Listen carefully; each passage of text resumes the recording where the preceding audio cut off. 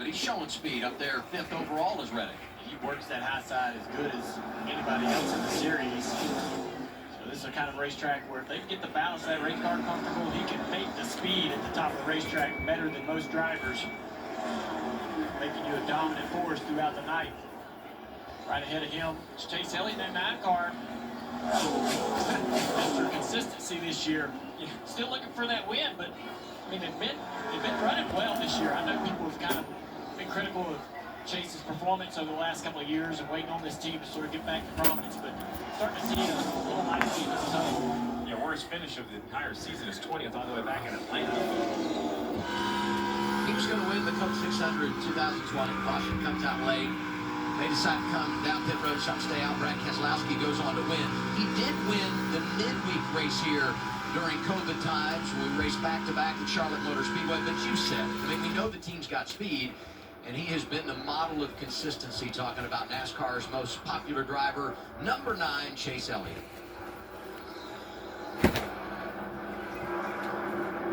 Big Boss is in the house. Mr. Hendrick in your lower right. Sure, he'll be. We talked all that travel from Kyle Larson. I'm sure Rick Hendrick will be logging some jet miles this week as well. Marty?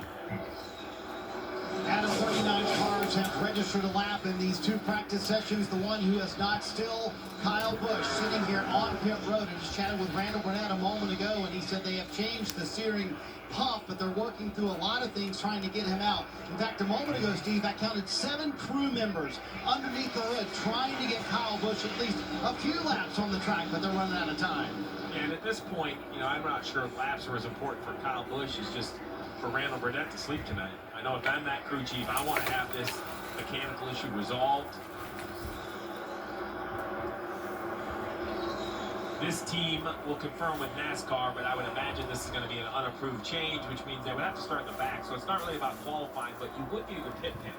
So with 40 cars in the field, you would think this is a big pit road, but it really isn't. It can be a little cramped with a full field there, and only about 8 stalls will have openings. I'm not sure if Kyle with no laps can expect to qualify in the top 8, but any other position forward in qualifying will help that pit pick. Oh, look at this battle. This could be the race right here. This is Blaney, Byron, Buescher. The killer bees right here on the track. You know, Buescher in the 17 facing adversity. I mean, he ran pretty good at Kansas, right? He showed a lot of speed on the 1.5 miles. So they get the penalty post-Kansas. They are going to appeal. He's without his crew chief. They got a whole lot going on over there right now. Yeah, so basically they're allowed to do some work behind the nose and some supporting areas. NASCAR feels they were outside the areas they were allowed to work. There's obviously some sort of defense that RFK feels they have, so they're going to appeal that. It's been a rough year inspection-wise, because you got to remember, we also had the other RFK car have an issue after Talladega. So this Ryan Preece finished second, and he's DQ'd. Right, so we've had 2. The only one who hasn't got trouble yet is the owner. So Brad just hasn't run great. He ran great at Kansas. We showed you earlier the flat tire. So it's been a lot of different storylines for RFK. We saw how that's put him in a bit of a hole points-wise, but Buescher came into this race 3rd best in average finish for the 1.5 this year. So when you come to a racetrack if you know you need to gain ground, whether it's a penalty or whatever it is, you're behind in points, you've got to capitalize on weekends like this. Kim? As we look at Ryan Blaney currently in the 19th position on the speed chart, he was reporting, I am just bouncing loose in 3 and 4. And as we look at Team Penske, he is the one driver that does not have a win on the season. He's come close, but still winless. And you guys mentioned that Team Penske news. It's not a good weekend to be a winless driver in Team Penske because everybody is minding their P's and Q's this weekend. It is very hard on the teams, very hard on the crew chiefs. They are not trying to push any boundaries. And so for Blaney still looking for this first win, maybe throttle just a little bit.